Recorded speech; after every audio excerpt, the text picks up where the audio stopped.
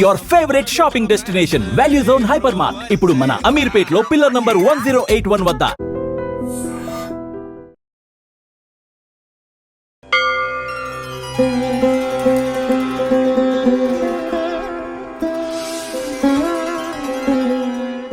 Hi hello నమస్తే, welcome to I dreams. అఖిలాండ కోటి బ్రహ్మాండ నాయకుడైన తిరుమల శ్రీ వెంకటేశ్వర స్వామి పాదాల చెంత ఉన్న తిరుపతిలో ఎందరో మహానీయులు పుట్టి పెరిగి ఆ వెంకటేశ్వర స్వామి సేవలు అందిస్తున్నారు. అందులో ముఖ్యంగా మనం చెప్పుకోదగిన వ్యక్తి బీజేపీ అధికార ప్రతినిధి భానుప్రకాష్ రెడ్డి గారు. ఆయన రాజకీయంలో తనకంటూ ఒక ప్రత్యేకమైన ముద్ర వేసుకున్నారు. అలాగే టీటీడీ బోర్డు మెంబర్ గా రెండవసారి ఎన్నికై ఆ భక్తులు ప్రజల మన్ననలు అయితే అందుకుంటున్నారు. ప్రస్తుతం ఆయన మనతోనే ఉన్నారు. ఒకసారి ఆయనతో మాట్లాడే ప్రయత్నం చేద్దాం. టీటీడీకి ఎటువంటి సేవలు చేశారు, సో ఆ విషయాలని ఆయన్ని అడిగి తెలుసుకుందాం. నమస్తే సార్. నమస్తే గోవిందమ్మ. సార్ చెప్పండి సార్, సామాన్య భక్తులకు మీరైతే దర్శన భాగ్యంకి ఇంకా ఎటువంటి సేవలు అవన్నీ చేస్తున్నారు, సో ఇంకా ఎటువంటివి చేయబోతారు? అఖిలాండ కోటి బ్రహ్మాండ నాయకుడు, కలియుగ ప్రత్యక్ష దైవం గోవిందుడు అందరి వాడిగా ఉండాలని చెప్పి ఆకాంక్షతో మేము పనిచేస్తున్నాం. గోవిందుడిని కొందరి వాడిగా చేయకూడదని చెప్పి ఒక ఆలోచనతో మేము గతంలో కొన్ని సంవత్సరాలుగా మేము ప్రయత్నం చేస్తున్నాం. దానికి ఫలితం తొందరనే వస్తుందని చెప్పి ఆశాభావం వ్యక్తం చేస్తున్నాం. అంటే మేము చిన్నప్పుడు వెంకటేశ్వర స్వామి దగ్గరికి దాదాపు రోజుకి ఒక 20,000 మంది వెళ్ళేవారు. రోజుకి 20,000 మంది. ఇంత ఒత్తిడి లేదు స్వామివారి దగ్గర. దర్శన విషయంలో కానీ, మిగతా సేవల విషయంలో కానీ, వసతి విషయంలో కానీ, ప్రసాద విషయంలో కానీ ఇంత ఒత్తిడి లేదు. కానీ కాలక్రమేణా కలియుగ ప్రత్యక్ష దైవం, ఆపద మొక్కులవాడు, అనాథ రక్షకుడు వెంకటేశ్వర స్వామిని ప్రార్థిస్తే మొక్కుంటే అన్నీ నెరవేరుతున్నాయని చెప్పి భక్తుల్లో ఆ నమ్మకం, విశ్వాసం పెరిగిన కారణంగా రోజుకి ఇప్పుడు 1,00,000 మంది వస్తున్నారు భక్తులు. మేము తిరుమల తిరుపతి దేవస్థానాలు దాదాపు 80,000 మందికి దర్శనం చేయించే అవకాశం ఉంది. గతంలో అప్పుడు స్వామివారిని కులశేఖరపడి దగ్గర వరకు దర్శనం చేసుకునేవారు. కులశేఖరపడి అంటే స్వామివారి మొదటి గడప. అదైన తర్వాత రాములవారి మేడ, దాదాపు ఒక 20 అడుగుల దూరంలో రాములవారి మేడ ఉంటుంది. అక్కడ దర్శనం లఘు దర్శనం పేరుతో. కానీ భక్తుల రద్దీ పెరిగిన కారణంగా మహాలఘు దర్శనం పేరుతో జై విజయ్ దగ్గర నుంచి దర్శనం చేపిస్తున్నాం. ఇప్పుడు 3 లైన్ సిస్టంతో దర్శనం చేస్తున్నాం. కానీ చాలా మంది భక్తులకి స్వామివారి దగ్గర నుంచి చూడాలని చెప్పి కోరిక. మేము అంటే కొంతమంది పరిమిత సంఖ్యలో ఉంటూ కొంతమందికి మాత్రమే స్వామివారి దగ్గరికి పంపించే అవకాశం ఉంది. ఈ ప్రోటోకాల్ పెడుతున్నట్టు కొందరికి సేవలు ఉండేట్టు వరకు. అంటే సేవల్లో కూడా సాధారణ భక్తులకు అందే విధంగా డిప్ సిస్టమ్ పెట్టాం. సుప్రభాతం కానీ, తోమాల కానీ, అర్చన కానీ ఇవన్నీ డిప్ సిస్టంతో మనం స్వామివారిని దగ్గర నుంచి చూసే అవకాశం కూడా టీటీడీ మేము కల్పించడం జరిగింది. నేను ఒక స్వామీజీతో అడిగాను, స్వామి మేమందరం స్వామివారి దగ్గర నుంచి చూస్తున్నాం, కానీ చాలా మంది జేవిజల దగ్గర నుంచి కొన్ని లక్షల మంది, కోట్ల మంది జేవిజల వరకే పరిమితమవుతున్నారు. స్వామివారి అనుగ్రహం వారి మీద చూడాలని చెప్పి ఆకాంక్ష వస్తారు. దాదాపు లైన్లో 20 గంటలు నిలబడతారు. సాధారణ ట్రైన్లో, బస్సుల్లో వస్తారు. ఇన్ని గంటల నిరీక్షణ పడి వచ్చి రెప్పపాటు దర్శనం అవుతుంది. మాకు బాధగా ఉంది. అందరినీ లోపల పంపించాలంటే క్యూ లైన్లు బయట వచ్చేస్తాయి. దాదాపు 3-4 రోజులు పడుతుంది దర్శనం. కాబట్టి ఎట్లా స్వామి దీనికి పరిష్కారం అంటే, పిచ్చోడా మీరు అనుకుంటున్నారు మీరు దగ్గరికి పోతే భగవంతుడు మిమ్మల్ని చూస్తున్నాడు అని చెప్పి, ఆయన చూసేది అక్కడ ఉన్నటువంటి భక్తులను చూస్తాడు. ఆయన ఆశీర్వాదం అంతా తన కోసం ఇన్ని గంటలు కష్టపడి వచ్చినటువంటి భక్తులు ఆయన ఆశీర్వాదం వాళ్ళ మీద ఉంటుంది. కాబట్టి నువ్వు దానిలో బాధపడాల్సిన అవసరం లేదు, వాళ్ళు తృప్తిగా దర్శనం చేసుకుంటారు. నేను కూడా చాలా పర్యాలు తిరుమలకి వెళ్ళినప్పుడు దర్శనమైన తర్వాత బయట భక్తులను అడగడం జరిగింది. 100 మందిని ప్రశ్నిస్తే అంత కష్టపడి గర్భాలయం వరకు వచ్చినటువంటి భక్తులు స్వామివారిని రెప్పపాటు చూసినా సరే ఆనందంతో చాలా మంది కన్నీళ్లు పెట్టుకుంటారు. చాలా మంది కన్నీళ్లు పెట్టుకుంటారు. ఈ స్వామి దర్శనం మాకు జరిగింది, తృప్తిగా ఉందని చెప్పి. కాబట్టి ఒక మంచి దర్శన ఏర్పాట్లు ఇంకా వాళ్ళకి తృప్తిగా దర్శనం చేసే విధంగా మేము ప్రయత్నం చేస్తున్నాం. అందులో భాగంగా తొందరలోనే టీటీడీ కూడా ఒక మంచి నిర్ణయం, మేము ఒకసారి ధర్మకర్తల మండలిలో మాట్లాడి ఏ విధంగా క్యూ లైన్ సిస్టమ్ ప్రపంచంలోనే, నేను దాదాపు అన్ని దేవాలయాలు తిరుగుతుంటాను, తిరుమల తిరుపతి దేవస్థానంలో ఉన్నటువంటి సిస్టమ్ ఇంకెక్కడ లేదు. ఎక్కడ ఎవరు అవలంబించే అవకాశమే లేదు. నేను ఈ మధ్య కాశీకి వెళ్ళాను, అయోధ్య వెళ్ళాను, శబరిమల వెళ్ళాను, గురువాయూరు వెళ్ళాను. ఎక్కడ చూసినా సరే కొద్దిగా భక్తులు ఇబ్బంది పడే పరిస్థితులు ఉన్నాయి. కానీ తిరుమల తిరుపతి దేవస్థానంలో కొన్ని సంవత్సరాలుగా ఇక్కడ పనిచేసినటువంటి అధికారులు కానీ, ఇక్కడ పనిచేసినటువంటి ధర్మకర్తలు మండలి సభ్యులు కానీ, అధ్యక్షులు కానీ ఒక మంచి ఆలోచనతో ముందుకు పోయిన కారణంగా ఒక ప్రశాంతమైన వాతావరణంలో భగవంతుని దర్శనం చేసుకునే పరిస్థితి ఇక్కడ ఏర్పడింది. ముఖ్యంగా టీటీడీ ఉద్యోగస్తులు ఉదయం సుప్రభాత సేవ నుంచి రాత్రి ఏకాంత సేవ వరకు అంకిత భావంతో ఇక్కడ పనిచేస్తూ స్వామివారికి ఈరోజు వస్తున్నటువంటి భక్తుల సంఖ్య పెరిగిందంటే దాంట్లో భాగ్యస్వామి స్వామివారి ఆశీర్వాదంతో పాటు ఇక్కడ పనిచేసిన టీటీడీ ఉద్యోగస్తులు కూడా వారి పాత్ర కూడా ఎక్కువ ఉందని చెప్పి నేను భావిస్తున్నా. తిరుమలలో మన భక్తులకి నేను ఒకటి చెప్పదలుచుకున్నా, గోవింద భక్తులకి అందరూ దగ్గరికి పోవాలని చెప్పి సంకల్పంతో వస్తున్నారు. కానీ మమ్మల్ని మన్నించాలి. మీ ఆలోచన చాలా మంచి ఆలోచన, అందరూ స్వామివారి కులశేఖరపల్లి దగ్గర నుంచి చూడాలని చెప్పి ఆలోచన ఉంది. ఆలోచన కానీ ఆచరణలో పెడితే దాదాపు రోజుకి ఇప్పుడు 85,000 మంది దర్శనం చేసుకునే సంఖ్య దాదాపు ఒక 25,000-30,000 కుదింపుపోతుంది. ఒక 4-5 రోజులు నిరీక్షించే సమయం భక్తులు కోల్పోతారు. వచ్చిన భక్తులు దాదాపు తిరుమల మనము 30,000 మందికి మాత్రమే విడిది చేసే ఏర్పాటు చేసే అవకాశం ఉంది. మీరు అడగచ్చు ఇంకా 1,00,000 మందికి కూడా చేయొచ్చు కదని. కానీ హైకోర్టు నుంచి మనకు ఇన్స్ట్రక్షన్స్ ఉన్నాయి, ఆదేశాలు ఉన్నాయి. తిరుమలని కాంక్రీట్ జంగులుగా మార్చొద్దండి అంటే ఈ కట్టడాల పేరుతో ఆ వరాహ క్షేత్రాన్ని కట్టడాల పేరుతో కాంక్రీట్ జంగులుగా మార్చొద్దండి. ఇప్పుడున్నటువంటి కట్టడాలని అలాగే ఉంచి ఇంకా భవిష్యత్తులో కట్టకుండా చేయండి అని చెప్పి నేను ధర్మకర్తల మండలి సమావేశంలో మాట్లాడుతూ డార్మెటరీస్ నిర్మిద్దాం.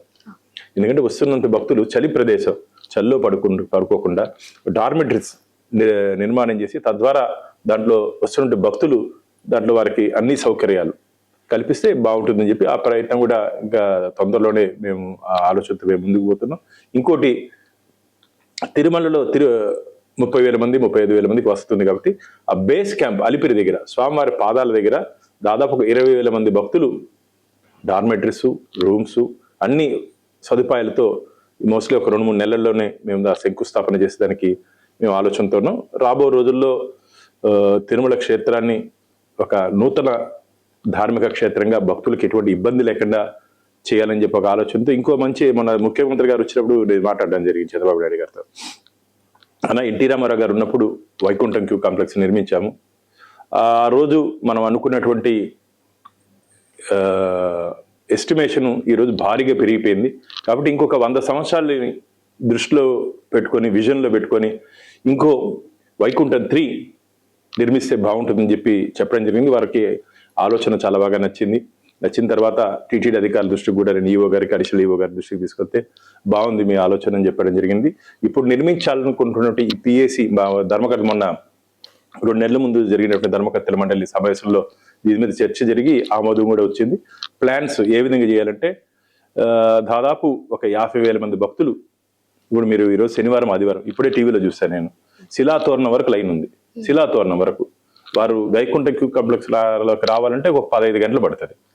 ఆ క్యూ లైన్లో పాపం వారికి బాత్రూమ్ ఫెసిలిటీ కానీ ఉండదు. మేము అల్పాహారము అవన్నీ మేము ఇస్తున్నాం. కానీ ఏజ్డ్ పర్సన్స్ కానీ పిల్లలు కానీ కొద్దిగా ఇబ్బందికర పరిస్థితుంది. కాబట్టి వీళ్ళందరినీ భవిష్యత్తులో ఒక వైకుంఠం 3 అనే దీంట్లో పిలిగ్రిమ్ అమ్యూనిటీస్ కాంప్లెక్స్ గా లోపల వచ్చిన తర్వాత వారు ఒక ఆధ్యాత్మిక భావనతో ఆధ్యాత్మిక చింతనతో ఆ లోపల గడిపే విధంగా మేము రూపకల్పన చేస్తున్నాం. తొందరలోనే అది కూడా ప్రారంభోత్సవానికి వస్తుంది. అది కానీ వచ్చిందంటే తిరుమలకు వచ్చినటువంటి భక్తులు ఇలా వైకుంఠం మామూలు వైకుంఠ క్షేత్రంగా తిరుమలకు వస్తారు. కాబట్టి ఆ వైకుంఠంలో వెళ్తే ఏ విధంగా ఉంటుందో ఆ విధంగా భక్తులకి వసతి కల్పించాలి, విడిది కల్పించాలని చెప్పి ఆలోచనతో పోతున్నాం. అది తొందరలోనే మొదలు పెడతామని చెప్పి ఆశాభావం వ్యక్తం చేస్తున్నాం. ఓకే సార్, ముందుతో కంపేర్ చేస్తే ఇప్పుడైతే నిజంగానే ఎక్కువ మంది భక్తులు అయితే దేవుని దర్శనం అయితే కూడా చేసుకుంటున్నారు. మీరు అనేది కూడా జరగాలని కోరుకుంటున్నాం. అండ్ నెక్స్ట్ వచ్చేసి భక్తులు కానుకల రూపంలో ఎక్కడెక్కడి నుంచో వచ్చి కానుకలు వేస్తూ ఉంటారు సార్. అది ఎటువంటి నెక్స్ట్ వాళ్ళకి యూజ్ అయ్యేలాగా భక్తులకు యూజ్ అయ్యేలాగా ఏం చేయబోతున్నారు? నేను వెంకటేశ్వర స్వామి భక్తులకి ఒకటే చెప్పదలుచుకున్నా, కేవలం భక్తుల కానుకలతో నడిచే దేవస్థానం తిరుపతి దేవస్థానం. ప్రభుత్వం నుంచి ₹1 కూడా తిరుపతి దేవస్థానాలకి బడ్జెట్కి వచ్చే అవకాశం లేదు. ఈరోజు టీటీడీ బడ్జెట్ దాదాపు 5,400 కోట్ల రూపాయల బడ్జెట్తో ఏడాదికి నడుస్తున్నటువంటి క్షేత్రం ఇది. దీంట్లో ఉద్యోగస్తులు పర్మనెంట్ ఉద్యోగస్తులు 6,000 చిల్లర, కాంట్రాక్ట్ అవుట్ సోర్సింగ్ వీళ్ళంతా కలిపి ఇంకొక 16,000 దాదాపు 22,000 మంది ఉద్యోగస్తులు తిరుపతి దేవస్థానంలో పనిచేస్తున్నారు. ఆ భక్తులు వేసినటువంటి కానుకలతో ఉద్యోగస్తులకి జీతబత్యాలు, అలాగే వస్తుండే భక్తులకి వసతి సౌకర్యాలు, తిరుమలలో మీరు ప్రపంచంలో ఎక్కడా లేని విధంగా రోజుకి దాదాపు తరిగొండ వెంగమాంబ అన్నప్రసాద కేంద్రంలో అసలు ఇంట్లో కన్నా రుచిగా ఇంట్లో కన్నా శుద్ధిగా అన్నప్రసాద కేంద్రంలో స్వామివారి ప్రసాదం అందిస్తామమ్మా. దాదాపు 70,000 నుంచి 80,000 మంది భోజనం చేస్తారు అక్కడ. అది కాకుండా క్యూ లైన్లో అల్పాహారము, చిన్నపిల్లలకి పాలు, కాఫీ ఇవన్నీ అందిస్తాం. దాదాపు 1.5 నుంచి 2 లక్షల మంది భక్తులకి యావరేజ్ మనం సర్వీస్ చేస్తున్నాం. ఈ డబ్బంతా హుండీలో వచ్చే కానుకల ద్వారానే నడుస్తుంది. ఇంకో విశేషం ఏంటంటే అన్నప్రసాదం, ఇప్పుడు మనం మాట్లాడుకున్నట్టు అన్నప్రసాదానికి దాదాపు 2,250 కోట్ల రూపాయలు ట్రస్ట్కి ఉంది. ఆ ట్రస్ట్కి వచ్చే ఇంట్రెస్ట్తో మనం ఇవన్నీ నడుపుతున్నాం. ఇది కాకుండా భక్తులకు ఒక విషయం తెలియాలి, మనం వాడుతున్నటువంటి కూరగాయలు స్వామివారికి రైతులందరూ ఉచితంగా ఇస్తున్నారు. అసలు ఇంట్లో 10 మంది వస్తేనే మనం కూరగాయలు కొనుక్కుంటే ఈ రోజు ఉన్నటువంటి రేట్లలో అది కొద్దిగా భారం అవుతుంది. కానీ ఇన్ని లక్షల మందికి మనం కూరగాయలు రైతులు ఇస్తున్నారంటే, నేను ఒక మధ్య వెళ్ళినప్పుడు ఇన్స్పెక్ట్ చేస్తూ ఆ రైతు వచ్చినప్పుడు అడిగాను, సో మీకు ఈ సాంప్రదాయం ఎట్లా వచ్చిందంటే, అయ్యా నేను స్వామివారికి మొక్కున్నాను, నా పంటలో కొంత భాగం స్వామివారికి ఇవ్వాలని చెప్పి నేను నాకున్నట్టు 10 ఎకరాలు 1 ఎకరా స్వామివారికి ఇవ్వాలని మొక్కుని వేస్తే గతంలో వచ్చినటువంటి ఈల్డ్ అంటే పంట కన్నా 3 ఇంతలు ఎక్స్ట్రా వచ్చింది అన్నారు. అంటే స్వామివారి మహిమది. ఇన్ని కోట్ల మంది విశ్వాసాన్ని కాపాడుతున్నట్టు వెంకటేశ్వర స్వామి పంట నేను అనుకోకుండా ఊహించకుండా స్వామివారి నాకు ఎటువంటి నష్టాలు లేకుండా పంట వచ్చింది. ఆ పంటని నేను స్వామివారికి ఇస్తున్నాను, ఇది నాదేం లేదు, స్వామివారి ఇచ్చింది స్వామివారికి ఇస్తున్నానని చెప్పి ఎంత ఆనందంగా చెప్పాడంటే చాలా సంతోషం వేసింది. అందుకని చెప్తున్నాను, ఆపద ముక్కులవాడు అనాథ రక్షకుడు గోవిందుడు. కలియుగంలో మనకు చెప్తారు, పురాణాల్లో ఉన్నాయి, వెంకటాద్రి సమస్థానం బ్రహ్మాండే నాస్తికించిన వెంకటేశ సమోదేవో నభూతో నభవిష్యతి అంటారు. వెంకటేశ్వర స్వామితో సరిసమానటువంటి దేవదేవుడు కానీ ఆ క్షేత్రంతో సరిసమానటువంటి క్షేత్రం కానీ ఈ విశ్వంలోనే లేదని చెప్పి మన పురాణాలు, పద్మ పురాణం కానీ వరాహ పురాణం కానీ చెప్తాము. వరాహ పురాణాలు ఏం చెప్తున్నారంటే మొత్తం 7 కొండలు శాలిగ్రామ స్వరూపం. మీరు అందుకని గమనించినట్టే ఎవరు చెప్పులు కూడా వేసుకోపోరమ్మ. 7 కొండలు శాలిగ్రామ స్వరూపం. అక్కడున్న రాయి రప్ప పుట్ట చెట్టు హరినామ సంకీర్తనం చేస్తుంటాయి. మన కంటికేమో చెట్టు పుట్టకి కనబడుతుంది, కానీ అవన్నీ ఋషి సమానులు. అందుకని అక్కడ చెప్పులు వేసుకొని వెళ్ళరు. మీరు ఆలయంలోకి వెళ్ళినప్పుడు కానీ, ఆ వైబ్రేషన్ కొండ మీద వెళ్ళినప్పుడు కానీ ఆ వైబ్రేషన్స్ గమనిస్తే ఇలా అదే చెప్తాను కదా, ఒక వైకుంఠంలో అడుగు పెడితే ఏ విధంగా ఉంటుందో స్వామివారి క్షేత్రంలో అడుగు పెడితే, ఆ వరాహ క్షేత్రంలో తిరుమలలో అడుగు పెడితే అంత పవిత్రంగా ఉంటుంది. కాబట్టి వస్తున్నట్టు భక్తుల అవసరాలు దృష్టిలో పెట్టుకొని వారి ఇష్టాలు వారి కష్టాలు, వస్తున్నట్టు భక్తుల కష్టాలు తెలుసుకొని దాన్ని నివారించే ప్రయత్నం చేస్తున్నాం. వారి ఇష్టాలకి అనుగుణంగా ఏమేమి చేయాలో ఆ ప్రక్రియ కూడా మేము ముందుకు తీసుకుపోతున్నాం. Okay sir. మన తిరుపతి లోకల్స్ కోసం అయితే ప్రతి నెల మొదటి మంగళవారం అయితే దర్శనం అయితే కూడా మీ హయాంలోనే ఏర్పాటు చేశారు. సో దాని మీద ఖచ్చితంగా, ఎందుకంటే గతంలో నేను చిన్నప్పుడు తిరుమలకి వెళ్ళినప్పుడు మహద్వారం కూడా వెళ్ళేవాళ్ళం. ఎవరైనా చిన్న ఎంప్లాయీ తెలుసుంటే కూడా గుర్తుపెట్టి మహద్వారం కూడా పంపించేవారు. అంటే అంత భక్తులు కూడా రద్దీ కూడా లేదు, ఖాళీ ఉంది, అందరికి అవకాశం ఉండేది. అంటే మన వెంకటేశ్వర దగ్గరే కాబట్టి ఎప్పుడన్నా బాధ వేసినా సంతోషం వేసినా భగవంతుని చూడాలనిపిస్తుంది, వెళ్ళిపోతారు. అట్లా చూడాలని చెప్పి ఆకాంక్షతో చాలా మంది మహద్వారం కూడా వెళ్ళేవారు, తెలిసిన వాళ్ళే వెళ్ళేవారు. కానీ కాలక్రమేణా రద్దీ పెరిగే కొద్దీ స్వర్గీయ ఎన్టీ రామారావు గారు వచ్చిన తర్వాత ఈ మహద్వార దర్శనాన్ని రెస్ట్రిక్ట్ చేయడం జరిగింది. కేవలం కొంతమందికి మాత్రమే పరిమితం చేస్తూ ఆ దర్శనాన్ని కుదింపడం జరిగింది. అందరికీ ఒక మంచి దర్శనం కలిగే విధంగా మేము ప్రయత్నం చేస్తున్నాం. రాబో రోజుల్లో భక్తులు ఇంకా తృప్తిగా దర్శనం చేసే దిశగా మేము ముందుకు తీసుకుపోతాం. Okay sir. ఇక్కడ తిరుపతికి దగ్గరలో వకులమాత ఆలయం అయితే నిర్మించున్నారు. సో దాని గురించి కొంచెం ఏమేమి చేస్తున్నారు? నా జీవితంలో చాలా తృప్తికర విషయం ఏదన్నా ఉందంటే వకులమాత ఆలయం అమ్మ. పురాణాలు ఏముందంటే, మీరు నూతన ఆలయం కట్టే దానికన్నా ఒక ప్రాచీన దేవాలయాన్ని జీర్ణోద్ధరణ చేసి ధూపదీప నైవేద్యాలతో దానికి భక్తులకి దర్శనం కలిగించే విధంగా మనం కానీ చేయగలిగితే దాని ఫలితం 1000 దేవాలయాలు, నూతన దేవాలయాలు కట్టినంత ఫలితం మనకు వస్తుంది. దురదృష్టం, దాదాపు ఒక 20 సంవత్సరాల ముందు వకులమాత ఆలయం పేరూరు బండపైన ఉంది.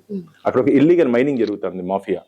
మొత్తం ఆ గుట్టనంతా కొట్టుకుంటా దాదాపు మా ఇల్లంతా గుట్టనుకోండి, మా ఈ హాల్ అంతా పరిధి కుదించేశారు దాని మీద నేను ఒకసారి అక్కడ లోకల్స్ లో ఉన్నటువంటి వ్యక్తులు నాకు ఫోన్ చేస్తే వెళ్తే అక్కడ ఉంటే ఆలయాన్ని తొలగించి అలిపిరి పాదాల దగ్గర పెట్టే ప్రయత్నం చేశారు.